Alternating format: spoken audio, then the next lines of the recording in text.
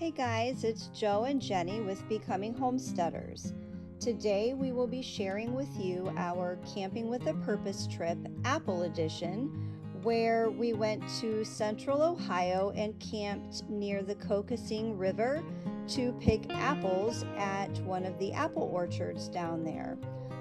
We hope you enjoy our videos. Please remember to give us a thumbs up and please consider subscribing to our channel. Hello everyone and welcome to Becoming Homesteaders, Camping with a Purpose, Apple Edition. In this edition we're going to go over our trip to Central Ohio where we picked apples, we foraged for pears, and did some camping in our 2022 23-1 RK Grand Design Transcend Explorer camper. We're in our camper right now. It's a nice, beautiful, sunny day. It wasn't the case when we were picking apples. And we'll have some video here in a little bit to show you. It was actually snowing. Yes.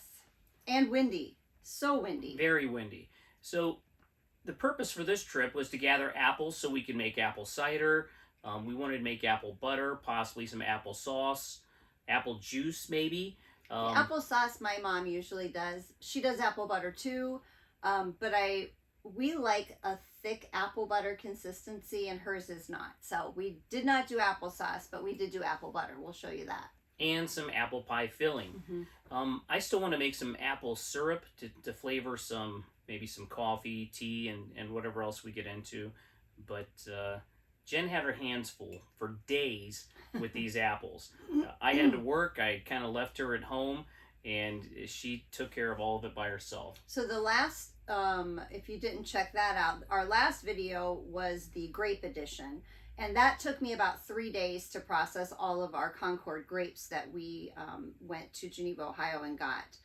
This time it was a little over 3 days. I would say about 3.5 days total to process all of the apples. It was just a little more time consuming.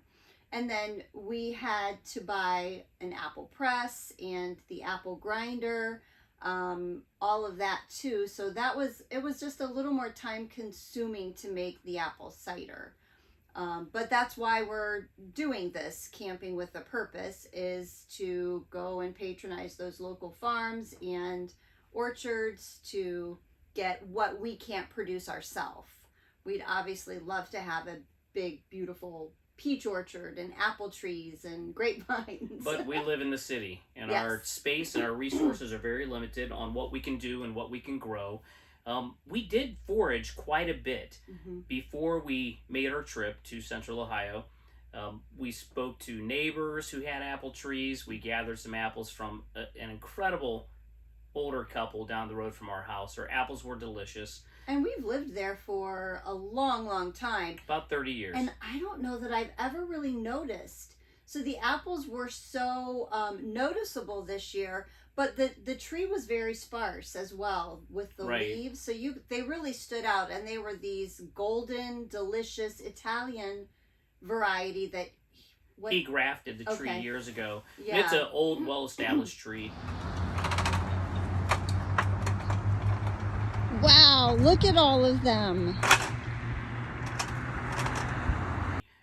But I've never noticed it. And we drove down that busy road, very busy road, several times. So it was just, we noticed it, and I was actually walking the dog and we saw the apples on the sidewalk, and I picked one up and I bit into it, and it was absolutely delicious. Went up, introduced myself. Very kind family.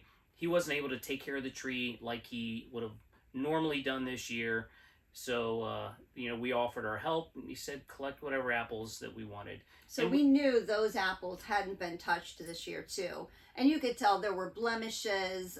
They were still good sized apples, though. Totally organic. They hadn't been treated. So that was a big plus delicious for us. They were so good. They had a great flavor, nice and crisp, juicy, and they flavored our apple cider really nice. So when I took those home, I set out on a mission then and started driving all over the city trying to find apple trees. It's crazy because I remember when I was a kid, there were apple trees everywhere. But so many people have cut them down because they feel like they're a nuisance, having to pick up the apples, especially if they're not into cooking. Especially if you live in the city. Yeah, canning and things like that. So many of these trees have been cut down.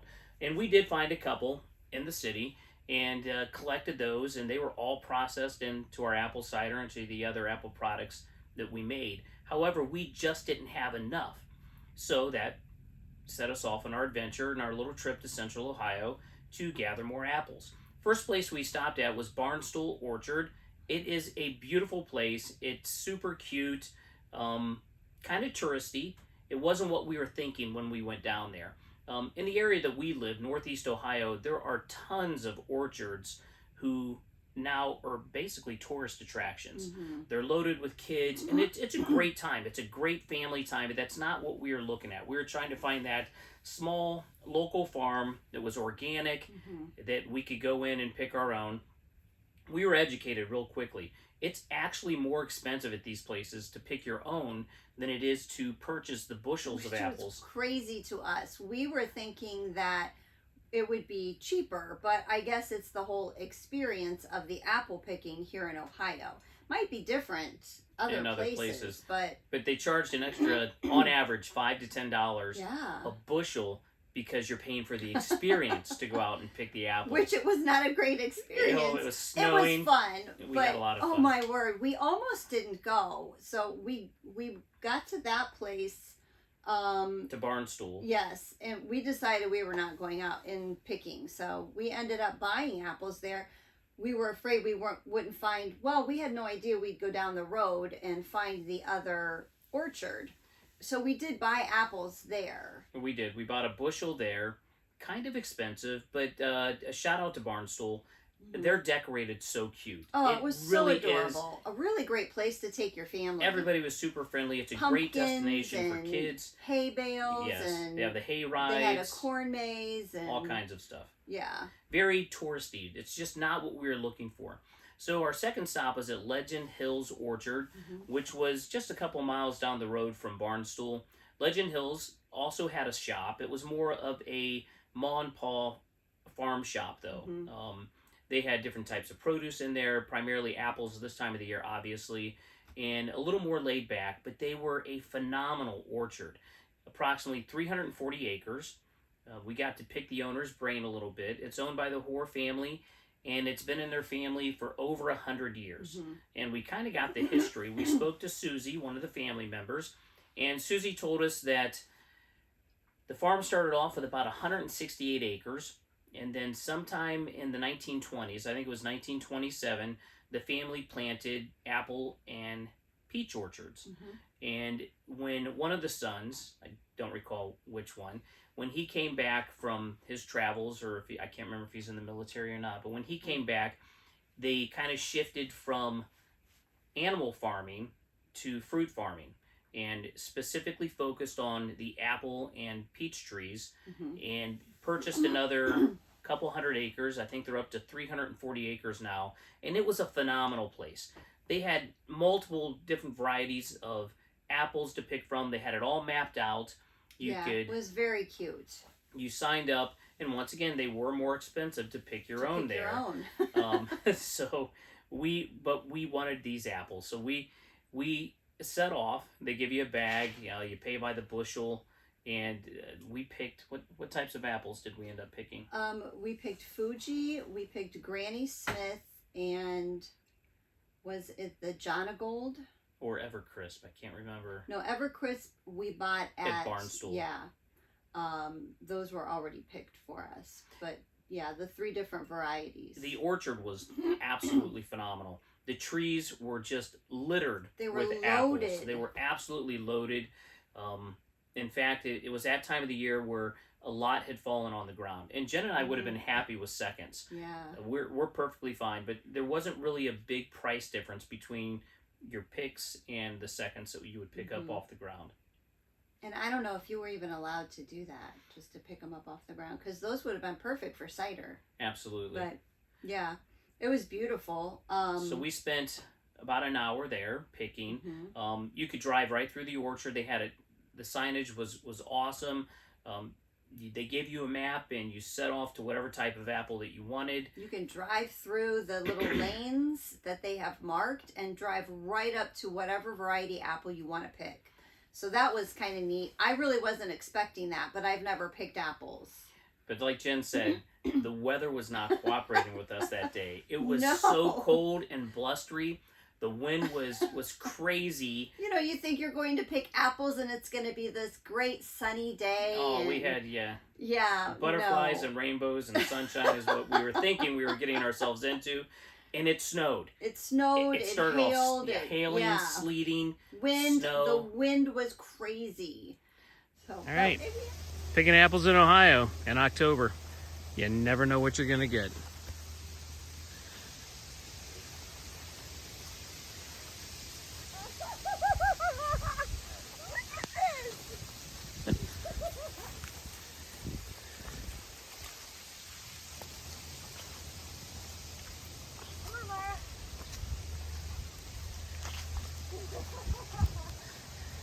Oh. So, but we had fun. We had an absolute blast. Yeah. I think the snow made it even more exciting. Right. There were ladders scattered throughout the orchard. Yeah. So you could, we thought, since we went on a Monday and we knew that it was a big weekend for picking, we thought that all the proverbial low-hanging fruit would be picked and that we would have to climb up high or use the ladders, but it wasn't the case at all. These trees were so full of apples that we could have picked everything we needed to, probably just from arm's reach. And I'm sure that's the way it is with most orchards. And we're both vertically challenged. It's not like we're tall people. But there was some ladders set up, so we did climb up and get some of the ones on the top. Great apples. Absolutely phenomenal. Most of them had no blemishes, which kind of led us to believe that they were treated. Yeah. But considering our situation and not having our own orchard, it was the best that we could do at that time, and we thoroughly enjoyed our trip there. Yeah, it was fun. This orchard does, like we said, peaches, apples. They do pears. I know it's not a pick your own for the pears. They have a sunflower field, and they had pumpkin patch. So Jen did a ton of canning, a ton of processing. For days, our house smelled like a huge apple bomb went off inside of it. And when you watch the videos, you'll see that we didn't waste hardly anything. No, and I'm sure you've seen in the other videos too, I really try to utilize every bit of whatever the product is that I can. So we reuse and use over. Yeah, so the peels that were from the apple pressing, I was able to use those scraps again as well. So check out our videos. We also had a little bit of time here in the camper while we were camping that we used, since we couldn't go outside and sit by a fire. It was ridiculous cold. We used that time though to put together that apple press that we had, which was a great little press for our first time apple pressing. We just visited some apple orchards today, and we're hoping to process some apples coming up here in the next week or so. Unfortunately, the weather's not cooperating with us, so we can't go outside, sit by the fire. It's 43 degrees out right now, and the wind is blustery, and we have no heat. So our heater is not working. We were trying to boondock, and our Grand Design camper that we thought was equipped for boondocking and our furnace would work. Turns out that's not the case, but that's another issue. So here we are. We'll be calling you soon, Grand Design. Got some questions for you. Here we are, trying to find something to do this evening, since we can't sit outside by the fire because it's too windy and too cold. Yeah, the wind is about 16 to 20 miles an hour, with gusts that are a lot higher than that right now. Yeah, it's really, really windy out. So if you see the camper rocking, it's because of the wind. So yeah, we're a little bundled up tonight, and we thought we would put together our fruit press. So this is a fruit press that I purchased on Amazon, and we really didn't intend on putting it together this weekend, but we just happened to bring it with us just in case we stayed longer and decided to do some apple pressing while we were here, which we're clearly not going to get to do that because of the weather. But So we thought we'd go ahead and put it together this evening while we're sitting in the camper. So it is it's a Squeeze Master, model 7103 fruit press. I love the name Squeeze Master. Sounds like a Barry White song. It is about 30 pounds, and it is a 4.75 gallon fruit press. So yeah, I'll leave the link below. I also bought an apple grinder, to grind up the apples. That sits on top of the fruit press, and then you grind the apples up. The apples fall down in the fruit press, and hopefully then we make some cider. We've never done this before. We actually went to Kidron, Ohio a couple weeks ago and visited Lehman's, which if you've never been there, super cute place. There's some markets in the area, and Lehman's is amazing. I don't even know how long they've been around. They've been around a long time, but if you're into boondocking, they definitely have a lot of items there that you could use for boondocking. They have an amazing cast iron selection, lots of fermenting items, canning equipment, any type candle. of kitchenware. They had, I mean, the place went on and on and on. Candle making. They had oil lamps, any kind that you would want there. Anything that you need to live off grid, you can find there. Yes, for sure. So really great place to go visit, but we went there looking for apple presses, not realizing that it would be on such a grand scale, because this apple press that they had was pretty big, right? I don't even remember how many gallons it was. It was a big press. It was really well built. It was beautiful. Phenomenal. I loved it. But Cadillac taste, and we had a Chevette budget, so a little bit out of our price Amazon. range. Plus, we've never done this, so I don't know how we're gonna like this, or if we'll want to do it again in the future. So, kind of like the grapes, the grape excursion that we did last month to Geneva, Ohio, we got all of those grapes and decided to make grape juice, which we'd never done before. Loved the grape juice, so we will definitely be doing that again next year. And I actually think you can press grapes with this as well. Correct. So we might be doing our grape juice next year this way rather than the way we did this year, although it turned out beautiful this year too. So we'll see, but we're gonna give some apple cider and apple juice a try this year with all of those beautiful apples that we bought today. And just having some fun tonight, drinking some hot tea, trying to stay warm. Having fun tonight. This is what I thought would be happening tonight. Actually, I don't mind. I'm actually using a handy dandy toolkit. Not sure if you can see it. I'll stand up here in a minute if my knees will let me. Yeah, so this toolkit we got at Harbor Freight. It was just a really good find. We weren't looking for it that day, I don't think, right? You went for something else. No, I went to just window shop. I usually get DeWalt tools and some other stuff from some of the other box stores, Home Depot, Lowe's, whatnot. But while I was at Harbor Freight for the camper, I found this toolkit. And it is plastic, outside frame, it's nothing well spectacular. Put together, though. It is well put together. Look at these little drawers. And it has... It's so organized. Absolutely everything. It makes you stay organized, because you know how their toolboxes end up looking with just all the junk thrown in there? This forces him to put things in the compartments where they're supposed to go.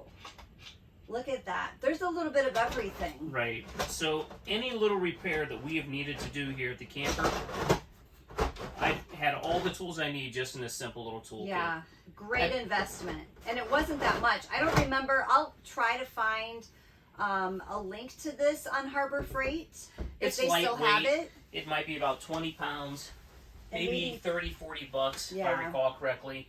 So it's just nice to have for your camper. And the apple grinder.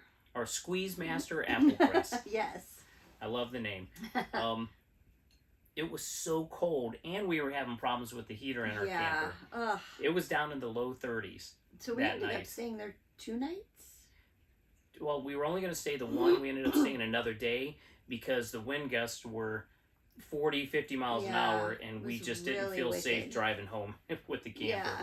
So we waited out the weather. So we were there for approximately 2 days. But if the heat worked, this is a great little camper. It has everything we need. So we love camping in it, and we're excited we know the season's just about over now, but we're excited to see what next year holds for us. We're hoping to be able to do more next year. So we wanted to go to Michigan this year. I can't believe I said the word. That state up north this year and get cranberries. But we didn't make it up there. But Jen did pick up some cranberries, and check out on her other videos what she ended up doing with the cranberries and the apple juice. It was phenomenal. Tastes excellent. And by the way, we did figure out the heat issue. So we love our camper.